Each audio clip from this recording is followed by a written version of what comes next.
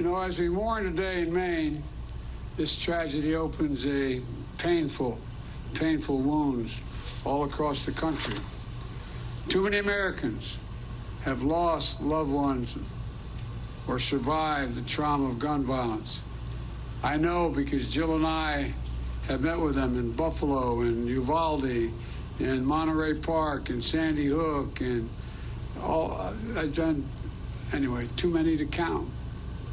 Too many to count. From places that never make the news all across America. It's about bringing people together, different voices and perspectives, for an honest conversation on what's to be a long road to recovery. You know, and I've been at this a long time. I know consensus is ultimately possible.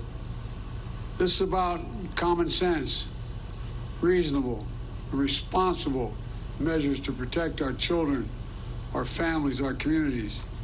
Because regardless of our politics, this is about protecting our freedom to go to a bowling alley, a restaurant, a school, a church, without being shot and killed.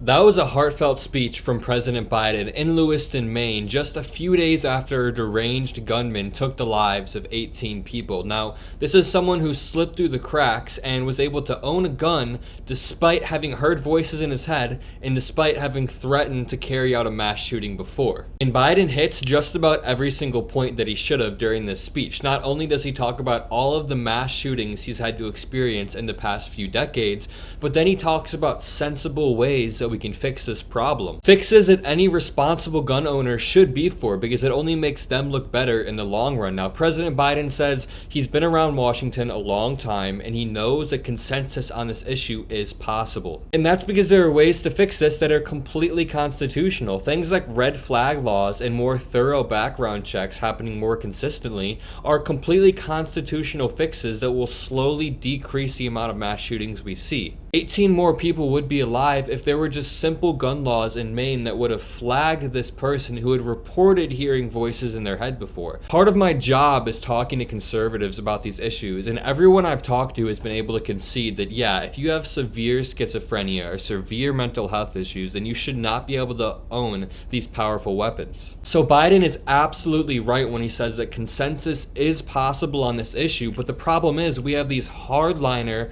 gun advocates that will not allow any ground to be made in this country. Some of them could be funded by the NRA, or some of them could just be Second Amendment hardliners. But after we repeatedly see 20 to 30 kids slaughtered in the most gruesome way possible, and they're not able to concede 1 inch on the topic, it really makes you wonder if they truly care about the American people. I'm Adam Mockler from Occupy Democrats. Subscribe and comment below. Thank you.